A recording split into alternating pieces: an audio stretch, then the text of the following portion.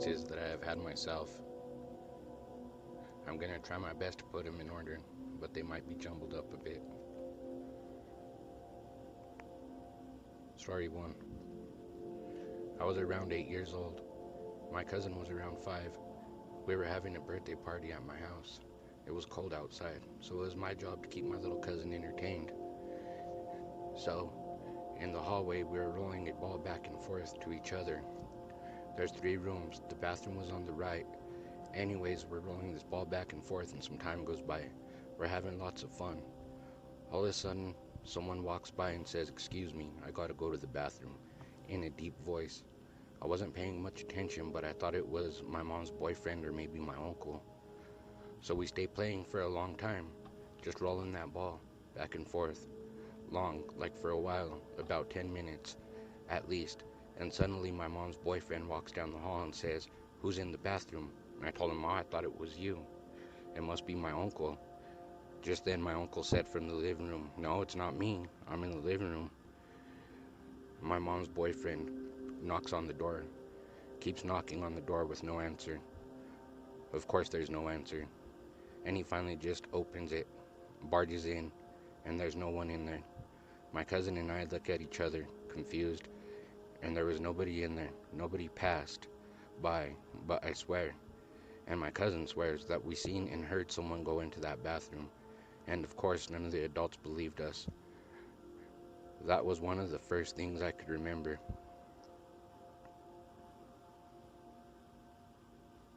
Story 2. One night, Stephanie is my older sister by a little over a year, and myself invited our friends to sleep over, who happened to also be siblings. We would all get together and watch scary movies, play stupid games, and just chill to music or whatever. I can't really remember what happened, but my sister and I got into a fight over something stupid, I'm sure. She pissed me off so bad, I had to go outside to try and calm down. I'm sitting there on the front steps, and it's getting dark out already. I'm heated up, thinking of a way to get back at her. As I'm stewing in my madness, I hear a faint whisper say, "Steph." I thought to myself, no, I'm tripping. I'm just mad. So I sit there, and now I'm paying attention to my surroundings.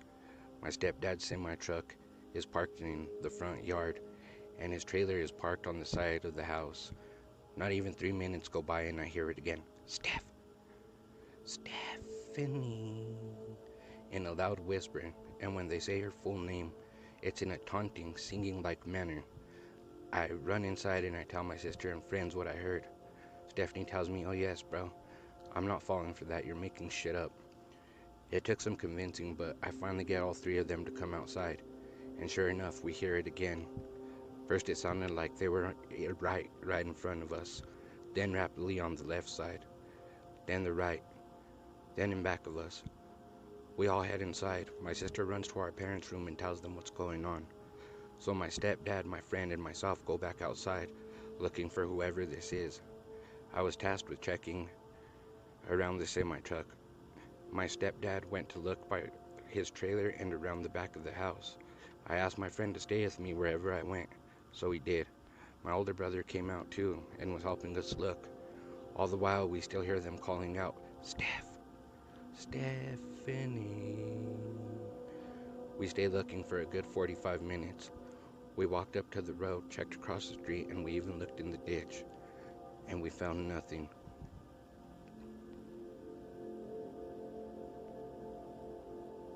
Story 3. My older brother and I shared a room, all the way at the end of the hallway to the left. It was around 10 p.m. I think. My brother had just bought a new computer and he was showing me stuff like the internet and all the cool things it was capable of. I'm standing right behind him as he sits in front of the screen. The computer desk is set up catty corner, all the way at the far end of the room. The window is right next to us on the left. We kept a box fan on the windowsill and the window wide open. While we're getting more and more intrigued by the computer, when suddenly the window slams shut and flies open, slams shut and flies open. This happens 5 or 6 times. This is a sliding window. It opens by sliding it left to right, right to left, and there is no possible way to do this from the outside without smashing your hand, let alone with the screen in your way. I look at my brother and get ready to run outside. He grabs my shirt, tells me, "Shh, I'll go. Wait." So he gets his pistol and we make our way outside. We do a quick walk around the house hoping we would find someone, but I think we both knew we wouldn't, and both knew that there is no way a human could have done what we had seen. We didn't say anything to each other, but we were both thinking it. Anyway, we didn't find anyone, and could never fully understand what happened. The end. Thanks for listening. Until next time.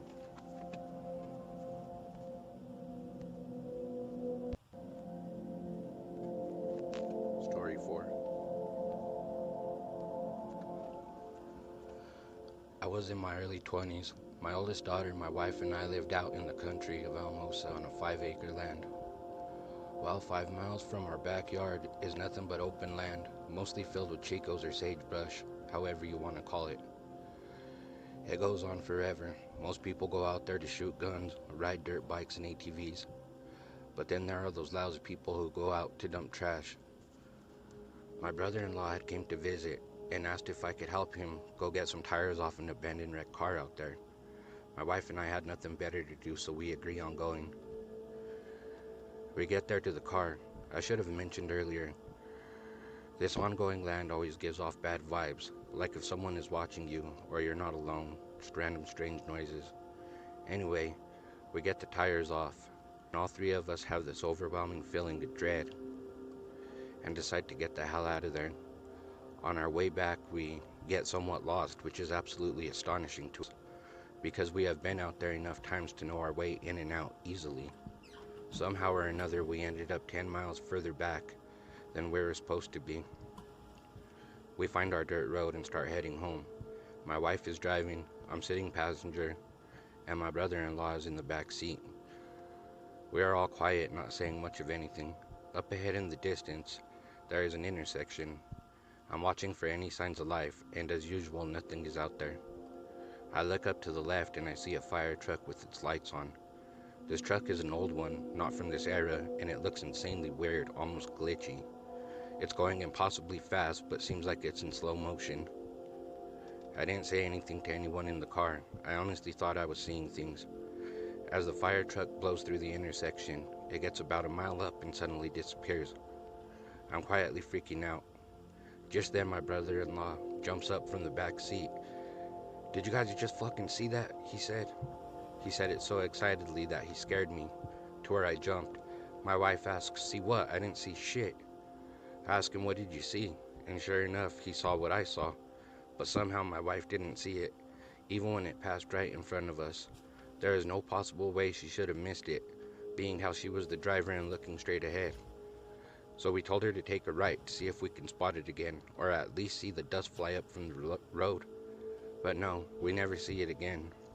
And what freaks me out the most about this is my brother-in-law. He's a super skeptical person and doesn't really believe in paranormal. Story 5. When I was in my early 20s, it was time for my future wife and I to find our own house. We looked for apartments, houses, and everything in between. Well, being that we were from a small town, we couldn't really find anything. My wife's parents had a rental out in the country of Alamosa, so I thought, well, why don't we just rent the house from your parents? Somehow or another, we come to an agreement on the rent and everything, and yeah, it was time to move in. So the very first night, I'm there alone, all by myself. My wife works nights over at Walmart, and I work the evenings. I had the day off, and it was about 10 p.m. I was getting settled for bed. It's a 3-bedroom, 1-bath house. Our bedroom was at the very end of the house, and I was there all alone, just me by myself. No TV. Back then, there wasn't really cell phones to mess around on. I mean, we had cell phones, but you couldn't watch videos or anything. They were just little flip phones. So I'm laying there kind of creeped out because it's out in the middle of nowhere and on 5 acres of land. And I'm just there by myself for the first time ever. Anyways, I shake the feeling and I start to drift off to sleep. Suddenly I hear really loudly, "Ready, set, go." And I was like, what the was that? Well, it turns out my wife had this card game and she put it up in our closet.